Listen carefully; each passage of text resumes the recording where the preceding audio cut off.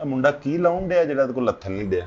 ਕੀ ਫਸ ਗਿਆ ਬੇਟੇ? ਕੁਛ ਨਹੀਂ ਭਾਈ, ਕਮੀਜ਼ ਜ਼ਰਾ ਖੁੱਲਾ ਸੀ ਇਧਰ, ਉਹ ਸਹੀ। ਕਾਟਨ ਦਾ ਸੂਟ ਕਦੀ ਪਹਿਲੇ ਪਾਇਆ ਨਹੀਂ ਨਾ, ਤੇ ਉਹ ਇਸ ਵਾਸਤੇ ਥੋੜਾ ਜਿਹਾ ਤੰਗ ਕਰ ਰਿਹਾ ਹੁਣ। ਇਹ ਸ਼ਾਗਿਰਦ ਹੋਇਆ ਪਹਿਲੇ ਮੁੰਡਾ ਕਿਸੇ ਦਾ? ਹਾਂਜੀ, ਪਹਿਲੇ ਸ਼ਾਗਿਰਦ ਕਰਾਇਆ ਜੀ ਇਹਨੂੰ, ਅਕਰਮ ਉਦਾਸ ਸਾਹਿਬ ਦਾ। ਵੱਡੀ ਦੁਨੀਆ ਜੀ।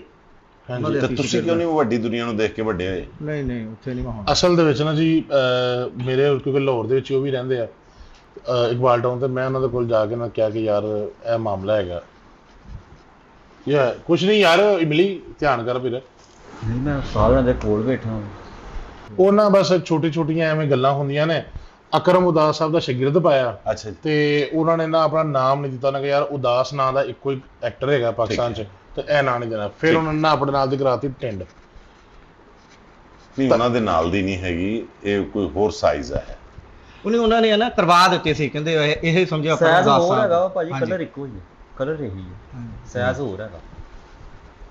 ਤੇ ਉਹ ਹੁਣ ਨਾ ਇਹਨਾਂ ਦਾ ਉਹਨਾਂ ਦੀ ਕੋਈ ਸ਼ੈ ਸਰਵਾਈਵ ਕਰ ਰਹੀ ਹੈ ਮੁਸਲਸਲ, ਕਦੀ ਉਹ ਕਿਸੇ ਪੁਆਇੰਟ ਤੇ ਪਹੁੰਚ ਜਾਂਦੀ ਨਹੀਂ ਹੈ। ਭਾਜੀ, ਉਹ ਥੋੜੇ ਜਿਹੇ ਕੱਪੜੇ ਤੰਗ ਵਾ, ਤਾਂ ਕਰਕੇ ਜ਼ਰਾ ਸੈਟਲਮੈਂਟ ਕਰ ਰਹੇ ਆ। ਮੈਂ ਕਿਹਾ ਸੀ ਕੱਪੜੇ ਵੈਸੇ ਕਿਸੇ ਇੱਕ ਜਗ੍ਹਾ ਤੋਂ ਤੰਗ ਹੋ ਸਕਦੇ, 3 4 5 ਜਗ੍ਹਾ ਮੈਂ ਦੇਖ ਲਈਏ ਜਿੱਥੋਂ ਕੱਪੜੇ ਤੰਗ ਨੇ। ਅਸਲ 'ਚ ਕਾਟਨ ਦਾ ਸੂਟ ਪਾਇਆ ਨਹੀਂ ਉਹਨਾਂ। ਤੁਹਾਨੂੰ ਦੇਖਿਆ ਤੇ ਦਿਲ ਨੂੰ ਨਾ ਘੂਮ ਜੀ ਹੋਣ ਡਈ ਆ, ਕਿਉਂਕਿ ਤੁਸੀਂ ਬੜੇ ਵੱਡੇ ਸੁਪਰਸਟਾਰ ਹੋ। ਤੇ ਦਿਲ ਇੱਥੇ ਤੇ ਨਹੀਂ ਹੁੰਦਾ ਵੀਰੇ। ਨਹੀਂ ਭਾਜੀ, ਉਹ ਮੈਂ ਦੇਖਿਆ ਤੁਹਾਨੂੰ ਇੱਕ ਸ਼ੋਅ ਦੇ ਵਿੱਚ ਤੁਸੀਂ ਬਹੁਤ ਪਿਆਰਾ ਰੋਲ ਕੀਤਾ ਵਾ।